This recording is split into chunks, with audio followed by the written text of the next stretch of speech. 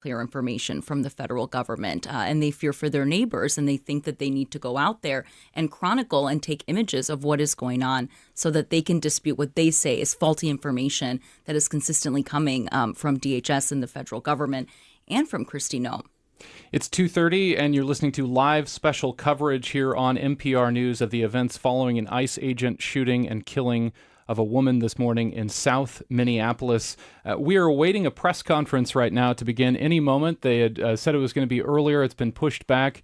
We will hear from Governor Tim Walz, as well as Drew Evans, who is the superintendent of Bureau of Criminal Apprehension, and Bob Jacobson. It's looking like people are starting to walk into the room. So just a couple of folks have. We're not seeing any of those high-ranking officials yet, but we're continuing to watch that door. Brian Baxt, politics editor, is here with me right now. And you were asking me a minute ago what Tim Walz might see. I'm sure he's going to come off as angry, but also pleading for calm. Just as Jacob Frey did, they do not want this to spiral out of control. Yeah, and there are times that we see Governor Tim Walz, when we're thinking back to just Monday when he was giving the remarks saying he was going to end his campaign for re-election. He was completely scripted. He likes to go off script, and sometimes it's a challenge for him to kind of bite his tongue. So this is going to definitely be a tightrope he's walking as he's trying to navigate how to talk about this. It's been quite a week for the state of Minnesota and for Governor Tim Walz in particular, and this is just the latest in the last few days. And again, you're listening to live special coverage here on NPR News. We're awaiting a press conference to start any moment. We're starting to see a few people trickle into the room. Our politics reporter Dana Ferguson is also on scene awaiting this press conference. Some of his staff are entering the room currently. They're going to be standing behind a state emergency operations center banner. There also looks to be the Minnesota flag. We see that some of the speakers will be coming in shortly. We're hearing from Dana, who is on the scene.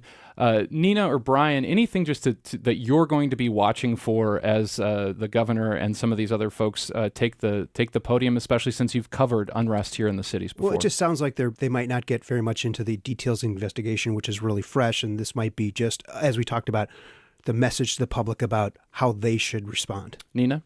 Exactly. I think leadership is important, and being proactive about things is important, especially, again, when we talk about this area, Powderhorn, South Minneapolis, that has been through a lot in the last 5 years.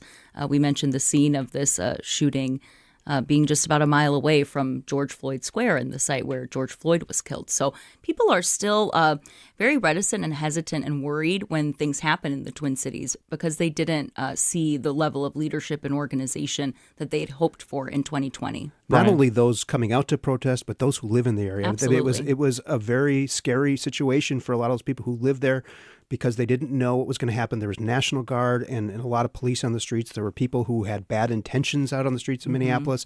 And so there are a lot of considerations. There are people who will come out to peacefully protest, but there are also people who come out who will just be out to cause trouble. Well, and it's of note, too, that when the city of Minneapolis put out that release, they were talking about the importance of peaceful protest. Because, again, this is, something that they're trying to approach delicately as they move forward. Nina, as someone who has covered this in the past, what do you make of that call for a peaceful protest?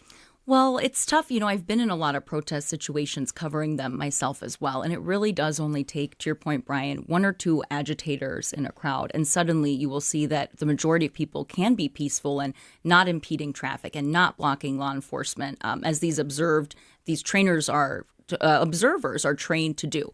Other people come out and they protest in the ways that they want to protest. You obviously can't control how everybody shows up. But what we've seen consistently is this crowd control measures, whether they're coming from local agencies or federal agencies that will go after the entire crowd. We've seen chemical irritants and things. So these protest situations are typically ones that law enforcement, Brian O'Hara was saying today, Minneapolis police chief, their job as law enforcement is to go in there and make sure things are de-escalated as much as possible so that they don't have to use lethal force. And the police have learned a lot too. I mean, there were some pretty big clashes between police and protesters, police and journalists during the 2020 incident, and they don't want to see that again. There was some litigation that resulted in changes to their standards in dealing with these protest situations. So there are a lot of things that have happened since, and obviously you don't want to call anything a learning moment on this scale, but there might be some lessons that they're taking away. They're telling people, don't go on freeways, don't block freeways, don't do this. So they are really trying to set expectations. Yeah, we are awaiting this press conference. We are going to take it live here in just a moment with Minnesota Governor Tim Walz, as well as a couple other officials. The Department of Public Safety Commissioner Bob Jacobson will be there, as will Drew Evans, the superintendent of the Bureau of Criminal Apprehension. I'm Clay Masters, and we are in the studio right now awaiting this press conference. Politics editor Brian Baxt and host Nina Moyni are both with me in the studio right now. And we're awaiting to hear more. We've heard from the federal, from the Department of Homeland Security. We've also heard from the city of Minneapolis, and we've got a statement that we'll get here in a moment. It looks like that was posted by by President Donald Trump. We will bring you that as soon as we can have that in front of us. Right now, we are awaiting this press conference to get a state response from Minnesota Governor Tim Walz. Brian? And part of that statement, he's saying that he believes the officer acted in self-defense. He said he's viewed the video, and he said that we need to stand by and protect our law enforcement officers from this radical left movement of violence and hate. So clearly, this is more than a situation involving one incident. This is part of the bigger political messaging battle underway in this election year. There Nina? are so many facets to it. You're right, Brian. There's what's going on at the national and the federal level. There's the people in these neighborhoods that we've talked about. There is just a lot going on. So it'll be interesting to see what Governor Walz has to say and how effective it is. Brian? And a new piece of information via the presidential tweet or Truth Social, yeah. is that there was a officer involved that was hurt and is in the hospital recovering. We have not really heard that until now. And that is coming from the president, and we are continuing to monitor what's happened. We're going to get some new light shed on it, hopefully, here in just a moment. The press conference, you can see people standing outside of the door, kind of pointing at the window, which indicates that those that will be speaking at the podium will be coming to the podium any minute now. Any thoughts here as we continue to wait for Governor Tim Walz and these safety officials to take the podium here from Brian or Nina? Well, again, it's just this is all coming amid other things, amid the fraud probes, amid the immigration actions, amid the near constant back and forth between the president. The big story here today was supposed to be this congressional hearing, right? I mean, right. now it's turned into something completely different. And that hearing went on until for about 4 hours. This didn't come up. You know, it was surprising. We had some Minnesota officials in the room. This didn't come up, and so there was no acknowledgement to the people who were watching that fraud hearing that something serious had happened. And as Nina mentioned, there's been a lot of local officials predicting that this was the conditions were ripening for something like this. And it looks like Nina, get to you in just a moment, but it looks like some of the governor's people came out and they kind of said, just wait a moment. You know, this is of note that we're just starting to see the comments from the president. Maybe Governor Tim Walz is learning a little bit more about how the president is talking about the incident that has happened, the shooting that has happened in Minneapolis. We'll see if that changes, I guess, what he has to say. Nina, you were going to say something just a moment ago. I was just going to reflect that in 2020, one of the problems or issues with the unrest and everything was the interaction and the interplay between local, state, and federal agencies in different parts of government. And I can say in the last year that I've been hosting Minnesota Now, that's something we're talking about a lot with people is what does this mean? Who's in charge of this? How do these interact? How do these charges interact? So it just seems like there's a lot of confusion that lingers, and maybe lawmakers and the people who have the power to do it will take steps to better define who's responsible when things happen. You are listening to live special coverage, and Governor Tim Walz is walking in right now. He's approaching the podium. We're going to go live now to this press conference.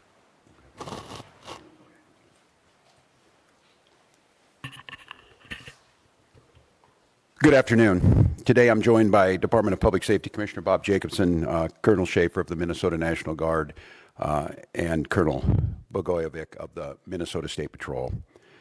This morning we learned that an ICE officer shot and killed someone in Minneapolis. My deepest condolences to the family, to the loved ones who had to learn about this tragic event on national television.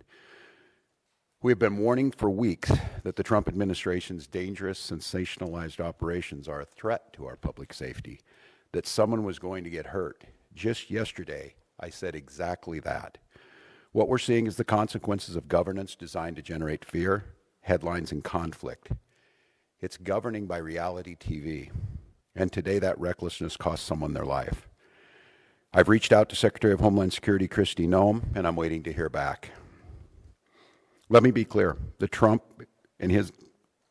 and his administration may not care much about Minnesota. That's been pretty evident.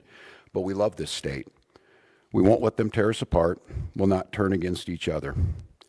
To Minnesotans, I say this. I feel your anger. I'm angry. They want a show. We can't give it to them. We cannot. If you protest and express your First Amendment rights, please do so peacefully, as you always do. We can't give them what they want. The hearts and minds of the people in this state are on our side. To Americans, I ask you this, please stand with Minneapolis. To Minnesotans, know that our administration is going to stop at nothing to seek accountability and justice. The State Bureau of Criminal Apprehension are working on the investigation. We have activated the State Emergency Operations Center. State Patrol and Minnesota National Guard leadership is connected with the Minneapolis Police Department, the St. Paul Police Department, Hennepin County Sheriff's Office, the DNR, and Minnesota's Homeland Security and Emergency Management. We have activated dozens of members of the State Patrol's mobile response team. And from here on, I have a very simple message. We do not need any further help from the federal government. To Donald Trump and Kristi Noem, you've done enough. There's nothing more important than Minnesotan safety. I've issued a warning order to prepare the Minnesota National Guard. We have soldiers in training and prepared to be deployed if necessary. I remind you, a warning order is a heads up for folks. And these National Guard troops are our National Guard troops. They're teachers in your community, they're business owners, they're construction professionals. They are Minnesotans. Minnesota will not allow our community to be used as a prop in a national political fight. We will not take the bait. We will continue to update you, Minnesota, as we get more information. Now I'd like to turn it over to Commissioner Bob Jacobson of the Minnesota Department of Public Safety.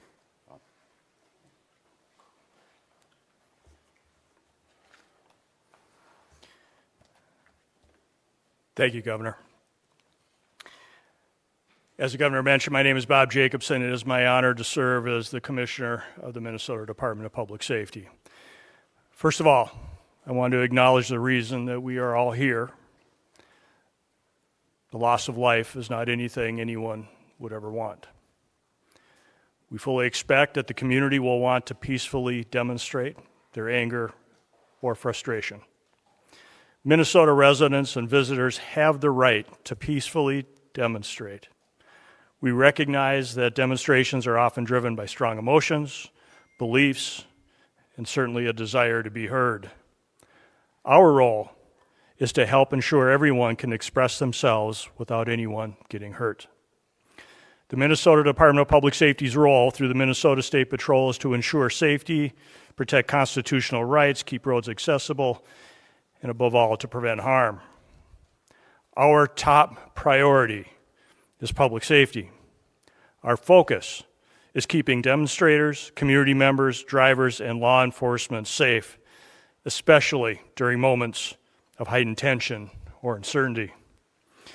Demonstrations must remain safe and lawful, particularly around roadways.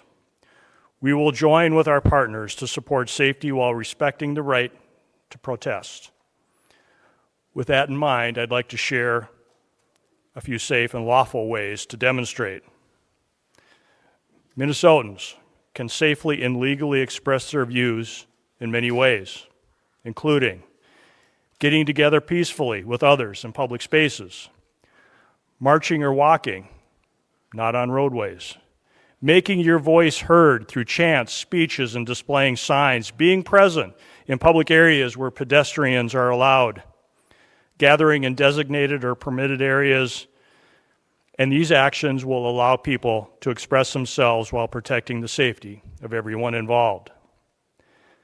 Unsafe or illegal actions could result in fines or arrests. Certain behaviors create serious hazards that threaten public safety, disrupt emergency services, or put people at risk. These actions could result in fines or arrest. Demonstrating on or entering a freeway on foot, walking on highways, throwing objects, starting or setting fires, damaging property or graffiti, using illegal fireworks, displaying or using illegal weapons, reckless or dangerous driving, especially near pedestrians, and certainly assaultive, aggressive, or riotous behavior toward anyone. We all want definitive answers to what happened today.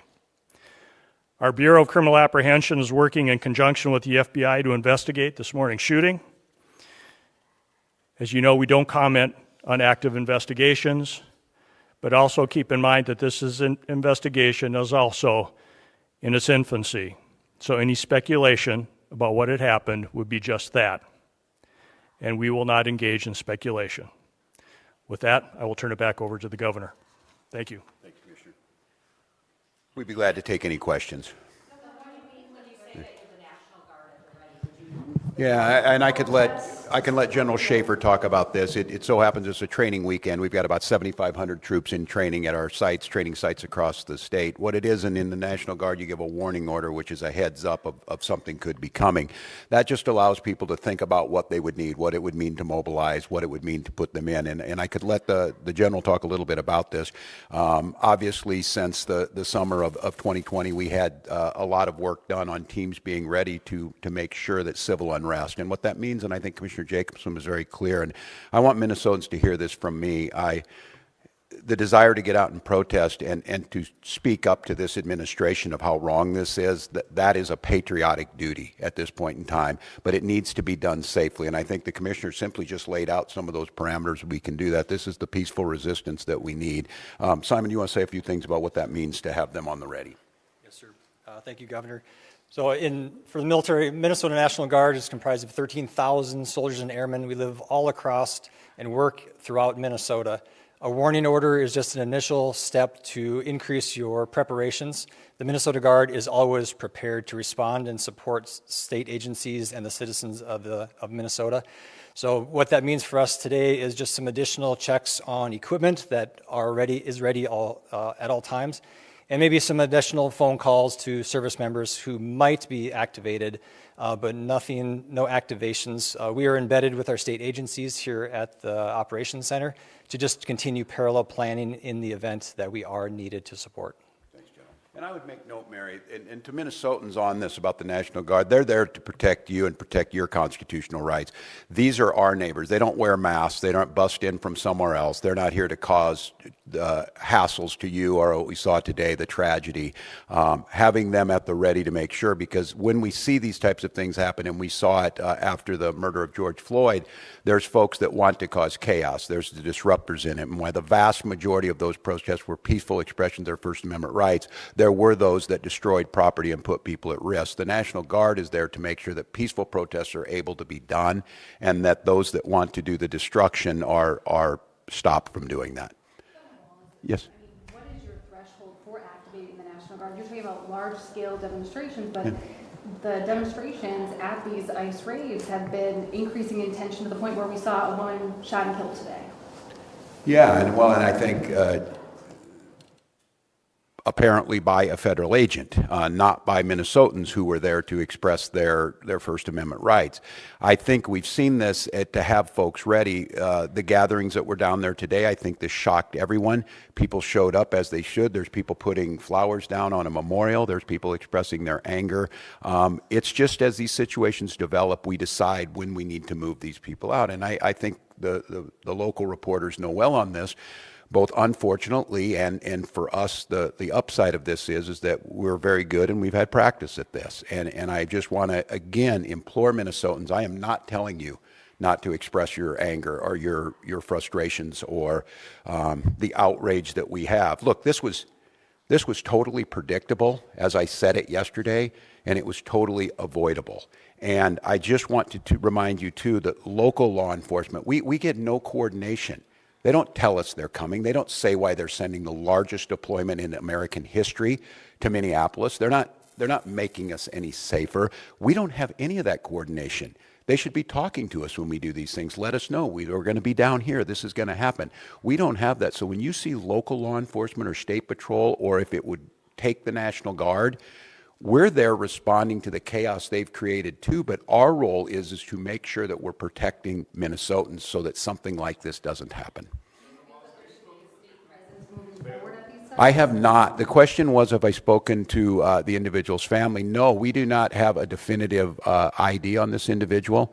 And I look, I'm going to note to all of you, I think it's really important, and the professionals do this, and they train me to do this. This is an open investigation. You need to be very careful about it. I know that many of you, myself included, have seen a very difficult video to watch, one where there's a family member watched their family member be shot and killed in front of them. It's beyond me that apparently from the federal government, from the Homeland Security Director herself, has already determined who this person was, what their motive was, and they hadn't even been taken out of the vehicle. We're not living in a normal world. And so, no, I have not. And I want to be very careful because I know how painful this is. I know how painful it is right now. I'm saying person and all that. This is a human being. This very well is an individual's child, a parent, and we don't know that yet. So no, I have not, but once we do, we will. So yes. Please.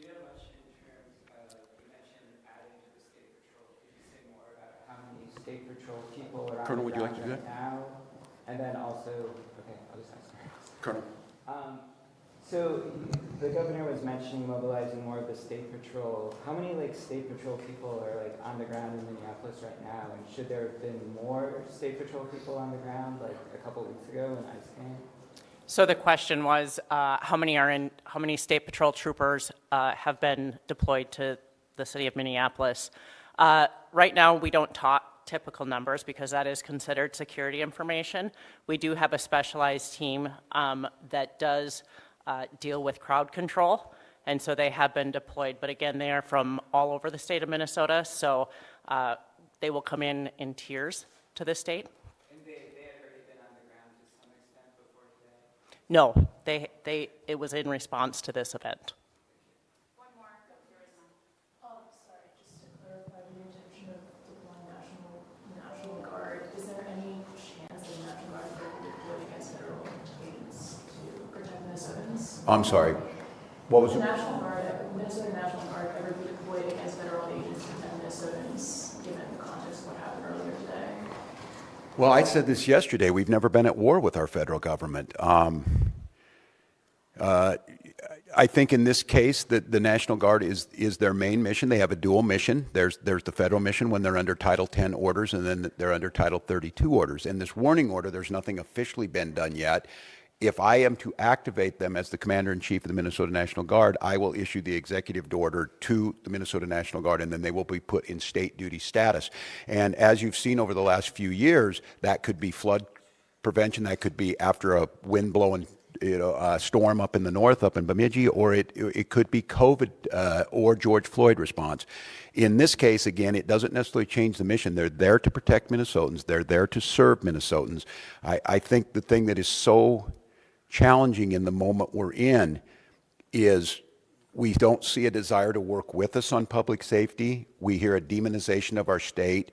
We see people coming in who don't know our community, and we see this massive display for the TVs that we're trying to understand how is this coordinated. And some of you watch the videos on there, total chaos. And look, I have very limited work in this is the training in the National Guard, but I've had a lot of training now to watch how our professionals operate. After this person was shot, federal agents milling around, touching the vehicle at a crime scene and things. I don't know what to tell you, and I don't quite know how to respond to the question other than my primary responsibility as governor is the protection of the people of Minnesota. And you can be assured whether it's the State Patrol or whether it's the National Guard, their deployment is there to protect Minnesotans from whatever it is. If it's an act of nature, if it's a global pandemic, or in this case, if it is a rogue federal agent. I don't know at this time, and I want to be very careful. It's unprecedented that we have the federal government's already determined exactly what's happened here and the motives of an individual that we don't even know the name. They don't know the name, and that's very difficult. So, well, one more, Dana. I wonder if you can respond to the president's tweet. He says, quote, "We need to stand by and protect our law enforcement officers from his radical left movement of violence and hate." Wondering what you make of that, if you're worried for law enforcement here. look, and I understand the uniqueness of this moment in this week, following this week, seeing what's happening in the backdrop of a show hearing in D.C. My job is to govern, and my job is to see what the facts are. This happened a couple of hours ago, and we're already pitting American against American. All of you saw a video in your eyes. We have a chaotic situation caused by the largest deployment in American history of federal agents into a community with no communication to locals. We had a chaotic situation where an individual is in their car, shot and killed. And so, look, I want to be very cautious here, because Donald Trump will make this about me. He will make this about politics. This is about public safety, and this is about normalcy. To Americans who are watching this, if you're in Portland or you're in LA or you're in Chicago or you're wherever they're coming next, stand with us. Stand with us against this. This was so preventable, so unnecessary, and I don't know, I hope. Maybe we're at the McCarthy moment. Do you have no decency? Do you have no decency? We have someone dead in their car for no reason whatsoever. And I don't want to be right about this, but I said if they do this, they're going to create a chaotic situation where someone innocent's going to get killed. And they did it. And now we hear more political rhetoric. Enough. Enough is enough. And so to Minnesotans, don't take the bait. Do not take the bait. Do not allow them to deploy federal troops into here. Do not allow them to invoke the Insurrection Act. Do not allow them to declare martial law. Do not allow them to lie about the security and the decency of this state. And let's let this investigation play itself out. Let's make sure we protect our neighbors. I encourage you to use your First Amendment rights and all of your constitutional rights, but do so in a peaceful manner. We'll gather back with you as soon as we gather more information that needs to be put out. But again, stay safe, Minnesotans, and we'll be back with you.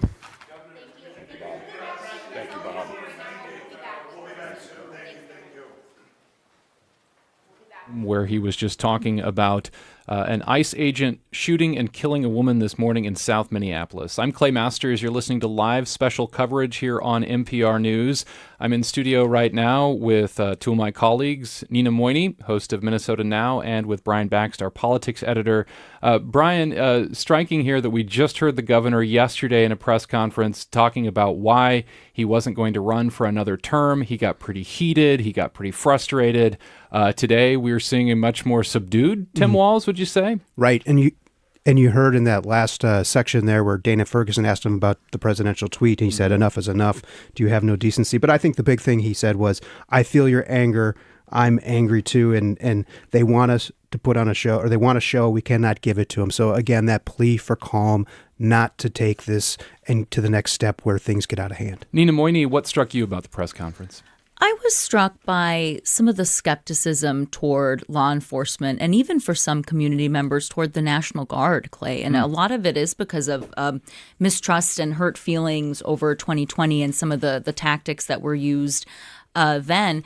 But yeah, it struck me because, here Governor Walz is saying the National Guard is here to protect you, and having to explain that to people and saying, I think he said, quote, we've never been at war with the federal government. Yeah, that's exactly right. Yeah. Well, and he said, when you see these people, your neighbors in your community, they won't be wearing masks. Don't fear them. Like ISIS. They're there to kind of help calm the situation. Because obviously, someone shows up in fatigues in your community, which some of these ICE agents are, that gets you on edge. The face coverings, too, that a lot of federal agents are wearing have led to a lot of mistrust as well, the tactics that have been used. So it's interesting to see that, because it makes you wonder, are we in any better of a place than we were 5 years ago, which is what they're trying to prevent, is that level of unrest. Yeah, hearing the governor say to the president when he was responding, when our Dana Ferguson asked him to respond to the Truth Social post about, again, what she asked about was his comment that we need to stand by and protect our law enforcement officers from this radical left movement of violence and hate.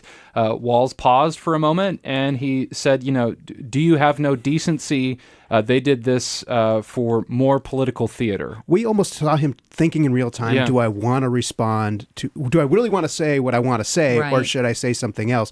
And again, he came back to enough is enough and don't take the bait. All right, let's hear a little bit from what Governor Tim Walz just said during this press conference. And from here on, I have a very simple message. We do not need any further help from the federal government. To Donald Trump and Kristi Noem, you've done enough. There's nothing more important than Minnesotan safety. I've issued a warning order to prepare the Minnesota National Guard. We have soldiers in training and prepared to be deployed if necessary. I remind you, a warning order is a heads up for folks. And these National Guard troops are our National Guard troops. Again, that's Governor Tim Walz there. And at one point, too, he was saying this is governing by reality TV recklessness. So a lot of pushing back at the way that the president and the way that the Department of Homeland Security is characterizing this. And, of course, the video is something that we are independently verifying right now that we have seen. We will continue to bring you updates on what we get out of that. But, Brian, you're going to say something here. Yeah. You know, we didn't. We heard the governor say that he's got the Guard in a state of readiness, right? The Guard, yeah. Yeah, that he's not going to send them in yet. But he did touch on something he's really worried about. He doesn't want the Minnesota to give ammunition to the federal government to declare the insurrection act for the president to bring in active duty militaries to restore order, which the president has mused about in the past. That's right. Nina, were you going to jump in there? Well, I just thought, I don't think you can overstate the amount of fear that there is in different communities right now and across the Twin Cities and across the state. And so I think what I saw there was, to your point, we don't know quite which Governor Walz we're going to get sometimes. And I feel like the one we got today was he doesn't want Minnesotans to take the bait. Therefore, he was coming off very almost muted and very controlled.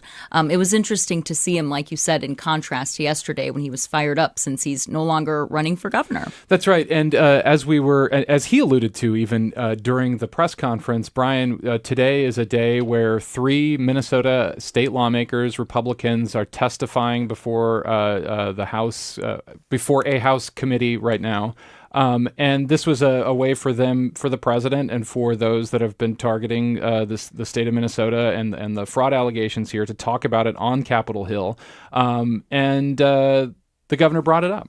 Yeah, I mean, that was kind of like this whole fraud thing has been one of the reasons that the president said he's needed to send in more people to investigate, send in more people to check whether people are in the country legally. We've heard of maybe more than 1,000 arrests. It's hard to verify because we get very limited information about who is detained and possibly deported. So this is all kind of happening at the same time. And there are federal agencies that are clamping down on funding to Minnesota. So a lot of things are happening all at once here. And it just seems like there's this building clash that you just don't know where it's going to go next. And today, unfortunately, it ended tragically.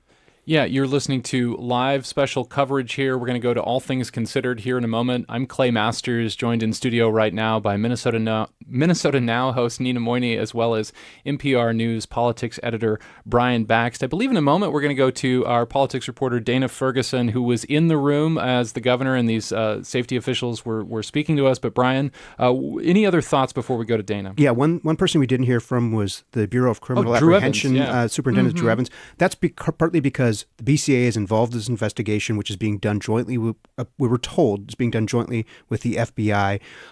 We don't know who will take the lead or if there is to be some sort of prosecution, if it would be on a state level, would it be on a federal level? Again, there are differing narratives here as to who was at fault, whether this was self-defense or something else. And now I believe we have our politics editor colleague Dana Ferguson is on the line right now. Dana, are you there? I'm here. Hello. Yeah, thanks for being here. And can you kind of just recount what it was like in the room? You were there, got a question to the governor. What was it like? Yeah, we were on hold for a little bit here, just waiting to hear from the governor and public safety commissioner. But they essentially let us know that there's still a lot of information that's unclear. They're cooperating with the FBI in the investigation of this shooting. But the governor was pretty visibly angry, upset about what happened, and noted that there's been some commentary from him, from Mayor Frey of Minneapolis in the past about their concern that these immigration actions could create a situation that could turn potentially deadly. And that's what they saw today. We also heard the governor saying that it's important that if Minnesotans want to exercise their right to protest and other constitutional rights, that they do so peacefully.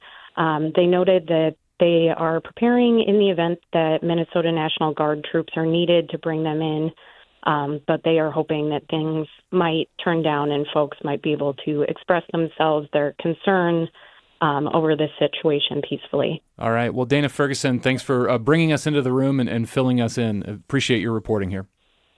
Absolutely. Thank you. Clay Masters here. This is All Things Considered now, but we've been bringing you live special coverage. You can stay up to date at nprnews.org. Thanks so much to colleagues Brian Baxt and Nina Moyni for joining me in studio. Thanks to both of you. Thanks, Clay. Thanks, Clay. And keep us up to date. We'll keep you up to date, that is, over at nprnews.org. And of course, you can always listen on your radios. All Things Considered, we're into it. Thanks for listening.